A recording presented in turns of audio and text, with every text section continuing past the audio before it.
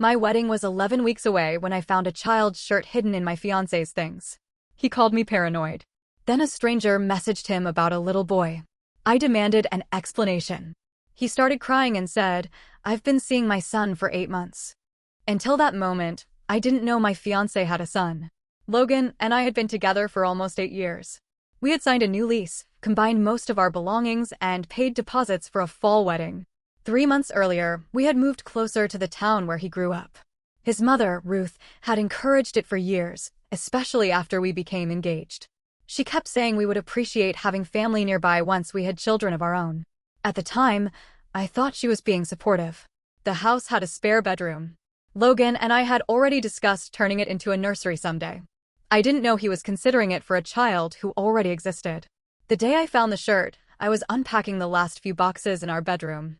At the bottom of Logan's old black duffel bag was a dark green shirt with an orange dinosaur across the front. It looked like it belonged to a 6- or 7-year-old boy. It wasn't stained or crumpled. It had been washed, folded carefully, and placed beside 2 unopened toy cars. I carried everything into the kitchen, where Logan was standing near the counter. I held up the shirt and said, "Did your clothes shrink?" I expected him to laugh. Instead, he froze. His face changed so quickly that my smile disappeared. "Where did you find that?" he asked. "In your bag." He stared at the shirt without answering. "Whose is it?" Logan rubbed the back of his neck. "Probably my nephew's." He didn't have a nephew. His only sister, Paige, didn't have children. When I reminded him of that, he corrected himself and said he meant one of his cousin's children. "Which cousin?" He reached for the shirt. "I don't know. It probably got mixed in with my stuff." "What about the toys?" "Maybe they came from Mom's garage." I had helped clean Ruth's garage. There had been holiday decorations, old coats, broken lamps, and boxes of photographs. There hadn't been children's clothing. "Why is the shirt freshly washed?" Logan pushed everything back into the bag and zipped it closed. "I don't know, Hannah. It's just a shirt." "You've given me 3 explanations." He sighed. "You're stressed about the wedding, and now you're turning something meaningless into a problem." He carried the bag into the closet and shut the door. Logan was usually patient when something bothered me. This time, he acted as though the explanation itself was dangerous. That evening, he behaved normally. We ordered dinner and reviewed the guest list. He showed me a suit he liked and complained that one of his relatives still hadn't responded to the invitation. I barely listened. Before bed, I brought up the shirt again. He rolled away from me and said, "Can we not do this tonight?" For the next week, I watched him more closely. His phone was almost always face down. He stepped outside for certain calls. He left most Saturday mornings and returned hours later. The explanations changed. Sometimes he was helping Ruth. Sometimes he was meeting his friend Grant. Once he claimed Paige needed help moving furniture.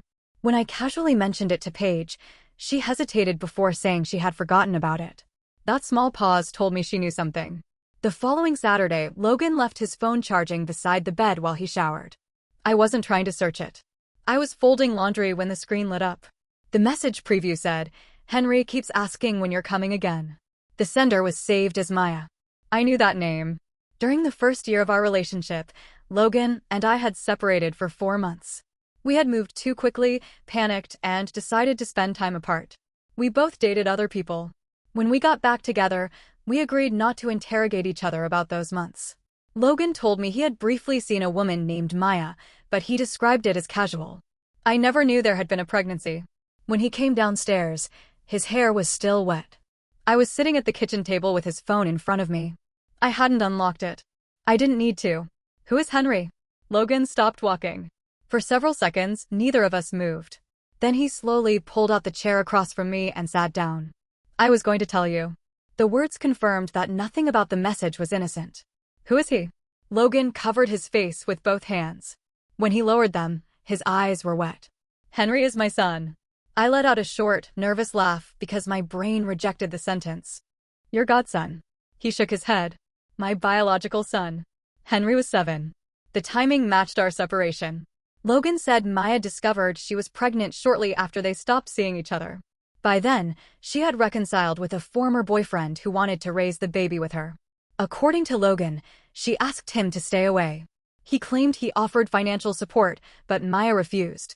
There was no paternity test, no legal agreement, and no further contact. Then, 8 months before I found the shirt, Maya reached out. Her relationship had ended, and Henry had started asking about his biological father. She wanted to know if Logan was willing to take a paternity test and possibly meet him. The test confirmed that Henry was his son. Logan met him a few weeks later. That meant he had spent almost 8 months building a relationship with Henry while planning our wedding with me. He had chosen invitations, attended venue appointments, and discussed when we might start trying for a baby, all while hiding the fact that he was already a father. Who knows? He looked down at the table. Logan. My mom. Paige. Grant. A few other people have seen us together. My hands went cold. Your mother knew when she kept pushing us to move here? He said Ruth wanted us closer to the family anyway. That isn't what I asked. After another long silence, he admitted Henry was one of the reasons she had encouraged the move. You moved me here for a child you never told me existed. We had already discussed moving. We discussed it because your mother kept saying it would help when we started a family. It still could. The moment he said it, he seemed to realize how cruel it sounded. I stood so quickly that the chair scraped across the floor. How long were you going to wait? I was trying to find the right time. There was no right time. There was the moment you found out. Logan started crying. He said he had been scared the paternity test would be negative. Then he worried Henry wouldn't want a relationship. Once their first meeting went well, he became afraid I would leave. Every new development became another excuse to delay telling me. The first meeting turned into regular visits. Logan took Henry to parks, helped him with schoolwork, and bought him small gifts. The dinosaur shirt came from a Saturday when Henry had spilled juice on himself. Logan brought it home to wash. The toy cars were presents he hadn't given him yet. Before our move, Logan had sometimes told me he was spending the weekend with Ruth. He had actually been dividing those visits between his mother and Henry. Moving closer made the secret easier to maintain. Does Maya know about me? She knows I'm in a relationship. I waited. She doesn't know we're engaged. My chest tightened. Why? I didn't want her to think you would interfere. You hid me from her, and you hid your son from me. I wasn't hiding you. You described me as a girlfriend while we were planning our wedding. Logan said Maya was protective of Henry. He worried she might slow down the visits if she thought another adult would suddenly be involved. Were you planning to involve me? Eventually. That word felt like another locked door. He admitted they had been discussing a regular visitation schedule. The visits had started with a few hours in public places, but Logan was now spending full Saturdays with Henry. They were considering overnight visits. I thought about the spare bedroom. Where was he supposed to sleep? Logan didn't answer. I walked down the hall and opened the bedroom door. There were still boxes against one wall. 2 weeks earlier, Logan and I had stood in that room discussing whether pale yellow would work for a future nursery. He had smiled and talked about where a crib might go, all while considering using the room for a son I didn't know existed. I wasn't angry that Henry might need a bedroom. I was angry that my home had become part of a plan I had never been allowed to see. Logan followed me into the hallway. I never promised Maya anything. That doesn't make it better. I wanted to understand the situation before I brought chaos into your life. You already brought it into my life. You just made sure I was the last person to know. He reminded me that he had never cheated. I told him that wasn't the issue. Henry had been conceived while we were separated. Logan becoming a father wasn't a betrayal. Allowing me to plan a marriage without knowing what that marriage would involve was. His choices affected our home, finances, wedding, and any future children we might have. He had made those decisions alone. I asked him to leave. At first, he said we should keep talking now that everything was out in the open. I told him I had no reason to believe everything was out in the open. He packed a bag and went to Ruth's house. After the door closed, I called the wedding venue and postponed the ceremony. For the first time in months, I made a decision about our future without waiting for Logan to control the timing. He called repeatedly that night. When I stopped answering, he sent long messages saying he loved me and had never meant to hurt me. He said he was trying to protect everyone until he understood what the situation would become. The next afternoon, Ruth arrived carrying a container of food. She stood on the porch looking exhausted. Logan is falling apart, she said. So am I. I asked how long she had known. Logan had told her about a month after Maya contacted him, shortly before the paternity results came back. 7 months. During those 7 months, Ruth had helped us look at houses, celebrated our engagement, and asked me how many children I wanted. Why didn't you tell me? It wasn't my secret to share. It became my life when you pushed us to move here. She insisted she hadn't manipulated me. She had always wanted Logan nearby, and she believed it would be better for everyone once the truth came out. Would you have pushed this hard if Henry didn't exist? She couldn't answer. Ruth said Logan had been terrified I would make him choose between me and his son. He never gave me the chance to show him what I would do. She reminded me that Henry was innocent. I know. Stop using an innocent child to excuse what your son did. I asked her to leave. Paige called later that evening. Unlike Ruth, she apologized without defending herself. She said Logan had promised to tell me after the move. Then he changed it to after Henry's school term began. Later, he claimed he was waiting for the custody discussions to become clearer. There was always another deadline. I should have told you, Paige said. I agreed, but I didn't have the energy to make her feel better. I told her I needed distance from the entire family. My best friend, Jenna, stayed with me for several nights. She thought I should end the relationship immediately. My mother, Laura, urged me not to make a permanent decision while I was still in shock. She believed fear could make otherwise decent people behave selfishly. I hated that both of them made sense. A week later, Maya contacted me. She had gotten my number from Logan and wanted to apologize. We met at a quiet diner where neither of us was likely to know anyone. The first thing she said was, "I didn't know you were his fiancé." Logan had described me as his longtime girlfriend. He said we lived together and were serious, but never mentioned the wedding. Maya had assumed I knew about Henry. When Logan came alone to every visit, she asked why I wasn't involved. He told her I wanted him to establish a relationship with Henry before I stepped in. Another lie. Maya looked embarrassed when she admitted she had respected me for supposedly giving them space. I had been sitting at home choosing wedding music while she thanked an imaginary version of me. I asked why she had contacted Logan after 7 years. The man who helped raise Henry had gradually left their lives. As Henry grew older, he began asking more questions about his biological father. Maya admitted she had made mistakes. She had been young, scared, and convinced that keeping Logan away would protect the family she was trying to build. That family eventually fell apart anyway. She didn't ask me to excuse her. She simply said she wanted Henry to know where he came from. I believed her. She also told me Logan had been good with Henry. He showed up on time, listened to him, and never pressured him to call him dad. That made the situation harder. A careless father would have been easier to leave. Logan was doing something important for his son while treating me as though I were a problem to be managed. Before we left, Maya said Logan had mentioned telling me once the visitation schedule was settled. That process could take months. Our wedding had been 11 weeks away. When Logan came to the house that evening, I asked whether he had intended to marry me before telling me. No. Then when were you going to tell me? He couldn't give me a date. I asked if he had discussed overnight visits in our home. He admitted the subject had come up, but nothing had been decided. You knew our wedding date. You knew when we were moving. You knew the room was available. Somehow the only thing you never knew was when to tell me. He rubbed his face. I was trying to bring the two parts of my life together without losing either one. That sentence explained everything. In one life, I was planning our marriage. In the other, he was becoming a father. He intended to complete both plans before introducing them, when neither would be easy to reject. I was scared you would leave, he said. So you waited until leaving would cost me more. He went silent. I removed my engagement ring and placed it on the table. I didn't end the relationship that night. I ended the engagement. There would be no wedding while I was still discovering what my future was supposed to contain. Logan stayed with Ruth and continued seeing Henry. He began formalizing paternity, child support, and visitation through the proper process. He offered to show me every document, but paperwork could confirm what he was doing now.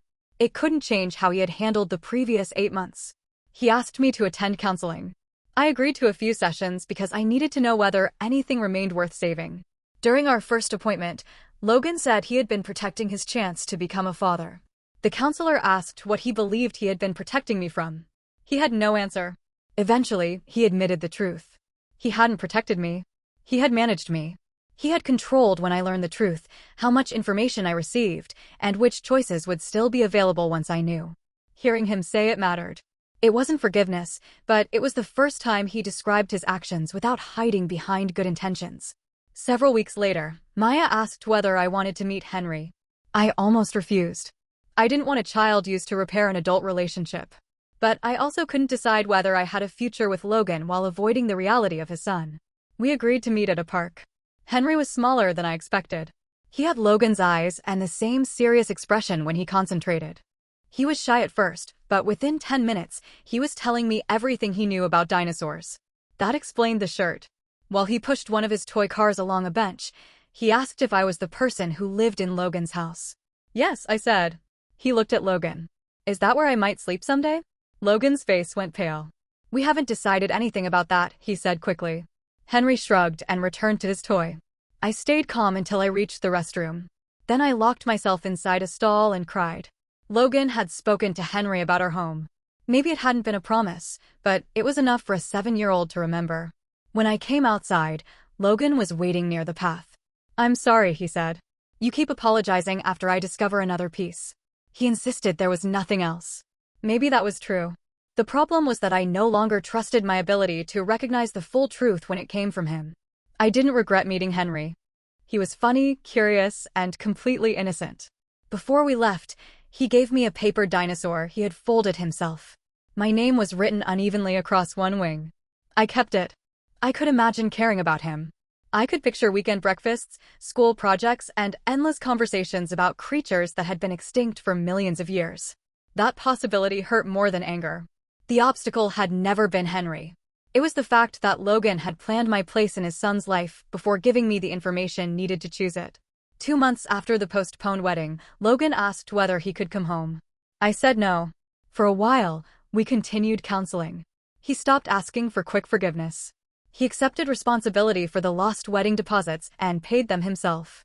He became more transparent and stopped defending the relatives who had helped him hide the truth. I could see that he was changing. But every time his phone buzzed, my body tensed. When he was late, my mind filled in the missing time. Honesty after exposure didn't feel the same as honesty freely given. 5 months after I found the shirt, I ended the relationship. There was no shouting. Logan sat across from me at the same kitchen table where he had admitted Henry existed. I told him I believed he loved me and that I believed he loved his son. But love hadn't stopped him from building a future around information he deliberately withheld. I don't want to spend a marriage wondering whether the truth arrived because you chose to tell me or because you ran out of places to hide it. Logan cried. So did I. He asked if there was anything he could do. I told him to keep becoming the father Henry deserved. He just couldn't ask me to remain in a relationship where my ability to choose had been treated as an obstacle. Logan moved his remaining things out the following weekend. I ended the lease and found a smaller apartment. While packing, I found the folded paper dinosaur Henry had given me. I placed it inside an envelope and handed it to Logan with the final set of keys. He looked at it and said, Henry still asks about you. Tell him I think he's a great kid. That was the last personal conversation we had. Almost a year has passed. Logan now has regular weekends with Henry. Paige told me once that he converted a room at Ruth's house into a bedroom covered with dinosaur posters. I'm glad Henry has his father. I'm also relieved I didn't stay simply to prove that I could accept his son. Sometimes I wonder whether I walked away from a family that could have become something good. But when I remember that small shirt inside the duffel bag, I don't think about Henry. I remember how easily the person I trusted looked at me and called the truth meaningless. I don't hate Logan. I still miss parts of the life we planned. I'm just no longer willing to build that life on information someone else decides I'm ready to know. So was I right to end the relationship even after Logan accepted responsibility and became a devoted father? Or did I allow one terrible deception to destroy a future that might have been worth saving?